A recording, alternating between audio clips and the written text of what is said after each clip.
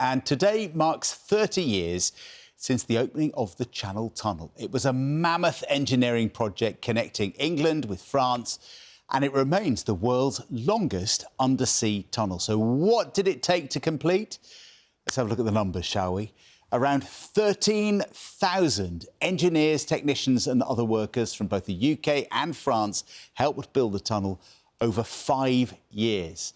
The earth that was dug out of the tunnel during construction could fill Wembley Stadium 7 times. That's for your pub quiz this week. More than 380 million tonnes of freight have been transported through it over the years on board truck shuttles and freight trains. And since the year 2000, a total of 2 million cats and dogs have travelled through the tunnel. Our transport correspondent, Katie Austin, has been looking at the impact of the project on all of us. A moment in history. 30 years ago today, Queen Elizabeth and French President Mitterrand officially opened the new connection between their two countries, which made an idea dreamed up centuries earlier a reality. Since the Queen made her journey through the Channel Tunnel, 480 million passengers have done the same. These days, 400 trains speed through it each day. We're now going at about 120 kilometres per hour, which is roughly 75 miles per hour, and we're coming up to the middle of what is still the world's longest undersea tunnel. Driver Martin has been here since the beginning. People have this concept that it's just straight through to France, and it's totally not. The tunnel itself is up, down, round the corners and everything. It's no straight lines at all. So you sort of know this tunnel like the back of your hand? Absolutely, yeah. Yeah, it's like a second home, really.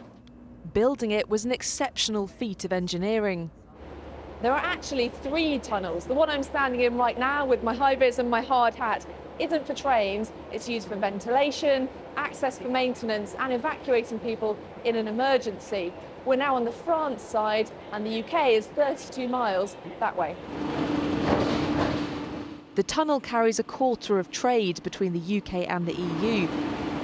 Plus plenty of holidaymakers, whether on the Eurostar to Paris and beyond or using the car shuttle to reach somewhere like Le Touquet, an hour's drive from Eurotunnel's Calais terminal. Drove down to Folkestone, jumped on the tunnel, half an hour, Calais, 40 minutes down the coast.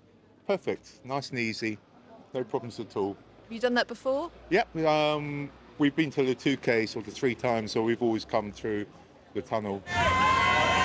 Tunnel tourists help keep the wheels moving for small businesses, including this one. I drive the little train. Lots of English people come at the weekend, in cars, in the shuttle. It's very good.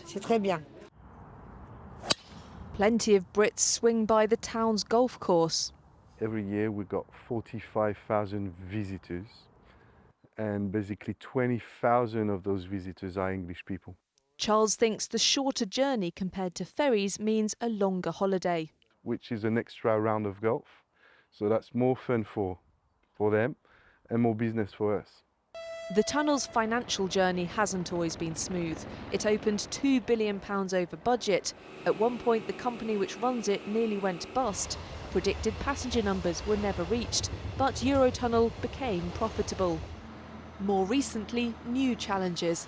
The pandemic, and Brexit meant putting millions into new systems to deal with additional customs rules. What's next? Well, the boss here wants more trains running. That could include, for the first time, rivals to Eurostar running passenger services. 3 new companies have said that they want to launch new services within the 5 next years in the tunnel. We are very confidence that within the 10 next years, there will be a doubling of the direct connection between London and Europe. Before then, change is on the way for people crossing the channel. Eurotunnel is building an area to cope with the EU's new border system starting this October. We were the first to film the machine that passengers will use at Calais and Folkestone to register fingerprints and a photo instead of having their passport stamped. The crossing time will be extended by 5 to maximum 7 minutes for each customers. And as we have extended the number of lanes, there will be no delay on the highway, nothing. The cost of all this, £70 million. The tunnel's 30-year history has already proved eventful, and it's far from the end of the story. Katie Austin, BBC News.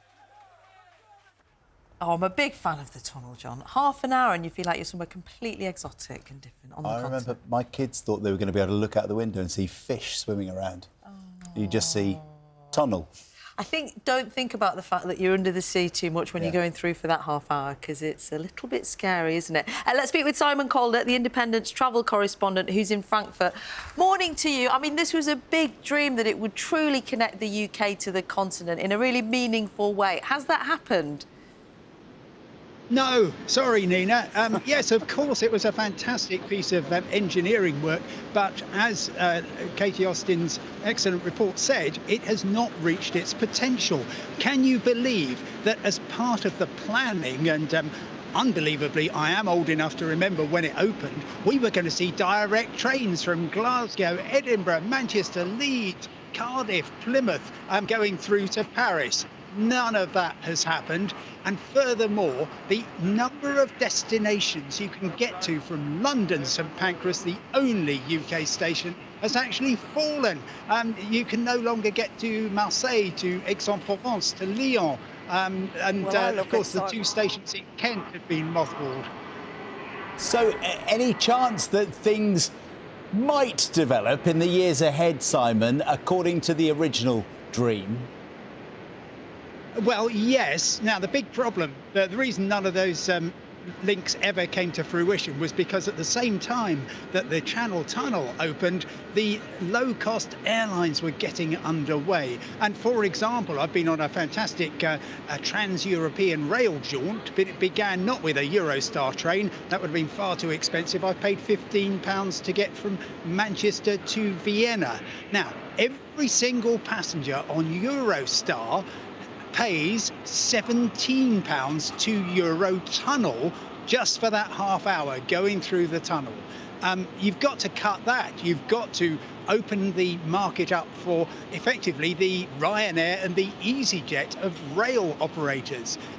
Deutsche Bahn, German Railways, has long promised trains from Frankfurt to London. They certainly haven't happened. Would you believe there's more than 50 flights today between Frankfurt and London alone, and of course many more to other parts of the UK. So they really just need to do what the airlines did and just say, right, good luck everybody, off you go, cut your costs, and we'll all be on board those trains. Is there an awareness issue though, Simon? Because we regularly drive through the tunnel at Folkestone and it's much cheaper than the ferry. You know, we can do it for like 100 quid sometimes if you book it at the right price.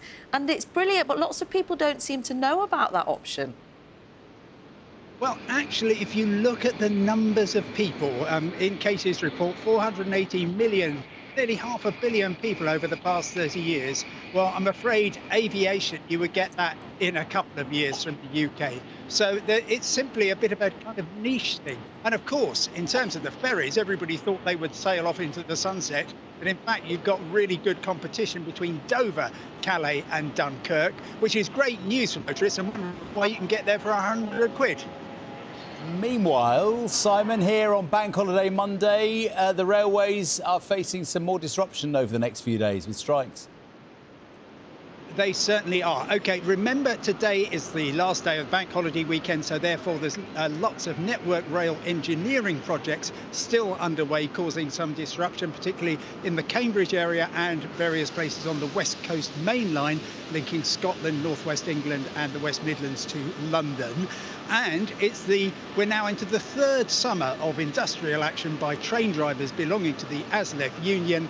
That means you're going to get an overtime ban. I've already seen a dozen cancellations at least on LNER on the East Coast main line due to crew shortage, some curtailments as well. And wherever you are, there are likely to be some cancellations, not, I stress, on Transport for Wales or ScotRail. They are not involved. But then tomorrow we get into the rolling strikes. Target on day one, on Tuesday, is the London commuter services. Then on Wednesday, we're going to get most of the long distance intercity operators, Avanti West Coast, East Midlands Railway, Cross Country, Great Western Railway, and also Chiltern and West Midlands Railway. Most of those companies are cancelling all or almost all of their trains. And then Thursday, you are going to find that the north of England gets targeted. No trains at all on Northern or Transpennine Express. LNER will be running a kind of skeleton service from Edinburgh via Newcastle and York to London. Eventually, the overtime ban ends on Saturday. Things should sort of be back to normal by Sunday. Good luck, everybody. Famous last word, Simon. Finally, very quickly, you were in Vienna, I think, on Saturday. Now you're in Frankfurt. Where's next on your grand tour? I'm heading for Paris. That's the idea anyway, but I had such a horrible time yesterday with German railways. Crikey, you think a Sunday in Britain is bad? You should try it here. So I'm keeping my fingers crossed. That's reassuring. Good luck on your next leg. No doubt we'll be speaking to you very soon. Simon Calder, live for us in Frankfurt this morning, reflecting on 30 years of the tunnel.